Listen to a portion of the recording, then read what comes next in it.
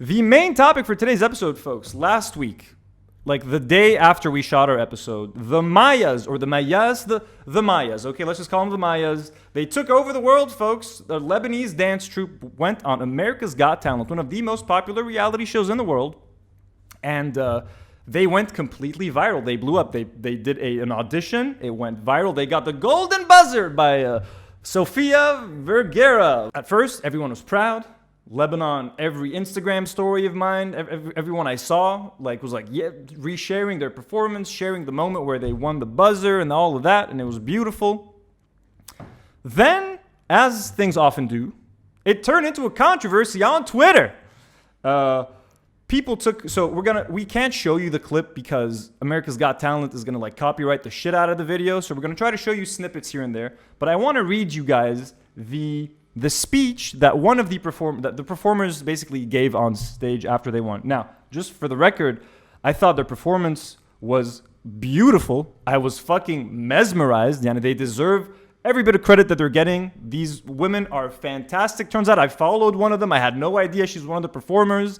Amazing. I was I'm not trying to be like a cool guy. It wasn't even that cool of a performance. It was fucking great. They were amazing. You guys deserve the shit out of everything you're getting. I hope they get all the success in the world. You ladies are amazing. Once they announce that they got the golden buzzer, they get them on stage and they have a little speech. Sophia asks them, so tell me, where are you from? What's it like in Lebanon? So she's like, Lebanon is a very beautiful country, but we live a daily struggle. Unfortunately, being a dancer as a female Arab is not fully supported, yet. Us being here, standing on the biggest stage of the world, is our only chance to prove to the world what Arab women can do, the art we can create, the fights we fight. Our only chance to prove to the world what Arab women can do. This text created a lot of controversy because a lot of people got mad. They're like, why are you getting on stage on one of the biggest shows on earth and representing Lebanese women as oppressed women? They're not oppressed. Lebanese women aren't oppressed. And it was a lot of dudes basically getting on Twitter, for the most part, men, being angry about this, being like, wow, they're embarrassing us. So let's read a few of these tweets. We're going to read tweets that are pro and against. So this was the tweet that kind of broke the internet and went super viral. The main tweet. Yeah, this is the main one. So 1, in Lebanon, women do not veil their faces. 2, we don't need to struggle for the right to dance as they imply. 3, Lebanese women are not oppressed. 4, Lebanon in no way represents Arab culture. 5, girls called Joanna, Nicole, etc. are not Arabs. 6, Lebanon is exhausted. Stop humiliating it. And that is Amin Bar Julius Iskandar. So that tweet then got quote tweeted a billion times. So let's read. We're going to read quote tweets for and against. Huda says, on today's episode of Arab Men Speaking on Behalf of Women, if you don't want Lebanon to be humiliated, then you should tackle the problem at its roots and treat women better instead of denying the struggles you are a part of. And now in all caps, and protect the Mayyas dance crew at all costs. Another tweet by Jamul at I Heart Jamul. Undermining the struggles of Lebanese women that interconnects with struggles universally to push an imaginary ideal that does not exist beyond your ideological lenses is nothing but pathetic and disgusting. Jamul's upset. 1, face veil in dance choreographies for the delayed line. 2, dancer is still portrayed negatively. Women are oppressed by law, culture, and religion. Lebanon is a mix of cultures, Arab included. Funny coming from someone named Amin. So this guy is making fun of Amin. Marie Ann says, my brother in Christ, I could rip my fucking vagina in half by pushing a whole person out of it and still not be able to give it the Lebanese nationality. So most people aren't happy with Julius, folks. And look, let me give you guys my take. This debate is so cringe. 2 things can be true at the same time. Lebanese women are oppressed, and reality TV is all about sensationalism. They love a good sob story, dead parent, cancer survivor. Here, they went with oppressed women because it makes white people feel better. That was my tweet. That is the only correct take out of all of these folks. And let me add to that I worked in reality television for 4 years, so I have a lot of experience behind the scenes. I know how these reality shows work. I know what goes on behind the scenes, so I can give you guys a lot of insight. And like I said, 2 things can be true at the same time. Yes, Arab women are oppressed. Lebanese women are oppressed. Are they as oppressed as women in other Arab countries? No, they're not. Maybe not all of them. But for the most part, it's a little bit better over here. You know what I mean? But like these people are saying, a Lebanese woman can't give her nationality to her son, to her kids.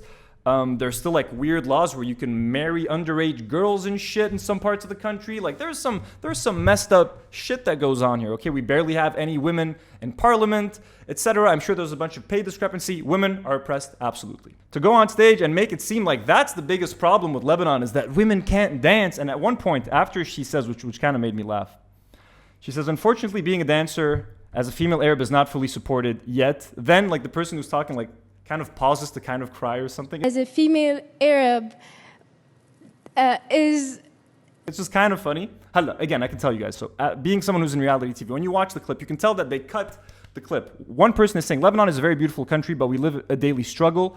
It was cut there. Lebanon is a very beautiful country, but we live a daily struggle. Unfortunately, being a dancer as a female Arab. So I'm sure she talked about the bomb, August 4th, economic crisis, and all of that. Guess what the producers on America's Got Talent were like? Cut that shit out, it's boring. Focus on the oppressed shit. So if this is what people are upset about, like they should have used that opportunity to raise awareness about all the struggles we're having in Lebanon, etc., and they didn't do that. Well, folks, I'm sure they did, but they cut it out. And they're also coached. You think like they practice the dance on that stage? They just do it without the judges seeing it. They're coached on what to say, on what not to say.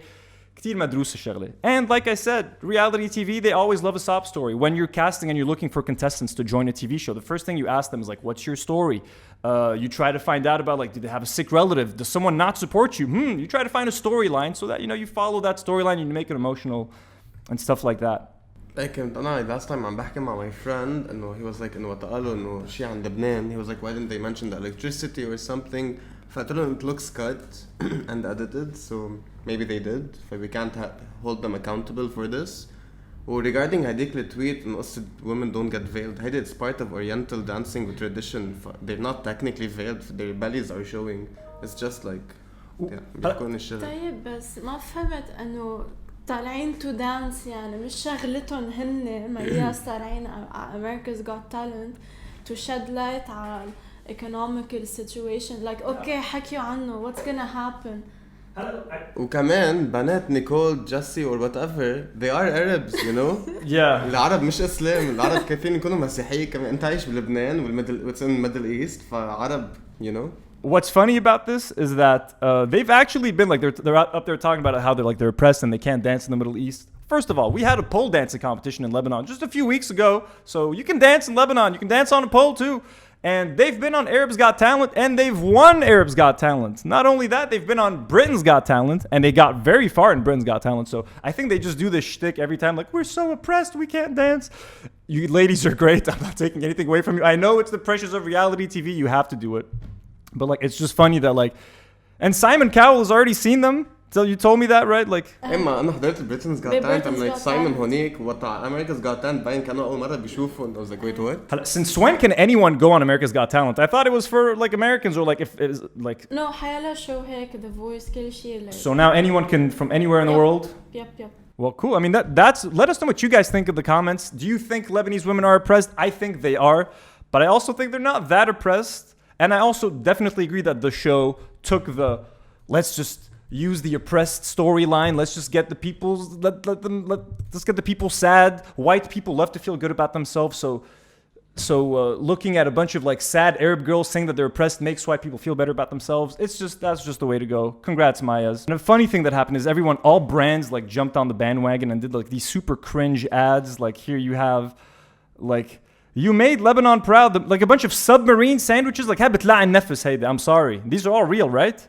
This is disgusting. We have water company, Mayyas, Lebanese dance crew. I don't even know what the fuck. The chopsticks, shuhayda. Ice cream, a bunch of ice creams.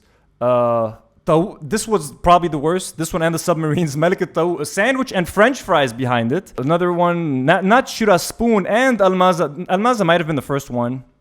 But anyways... they'll take any opportunity to be cringe. So, yeah. To know.